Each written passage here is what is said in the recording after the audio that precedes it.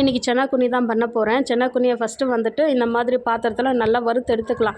அப்போ தான் அதுக்கு மேலே இருக்கிற மண்ணெல்லாம் வறுபட்டு தனியாக போகும். இந்த பாருங்கள் எவ்வளோ மண் இருக்குதுன்னுட்டு. அப்புறம் இன்னொரு பாத்திரத்தில் இது வாஷ் பண்ணிவிட்டு தண்ணி போகிற அளவுக்கு நம்ம தனியாக எடுத்து வச்சுக்கலாம். இன்னொரு வானிலையில் பார்த்திங்கன்னா கொஞ்சமாக எண்ணெய் போட்டு கடுகு, வெங்காயம், தக்காளி, பச்சை மிளகா, இஞ்சி பூண்டு பேஸ்ட்டு வந்துட்டு ஆப்ஷனல் தான்.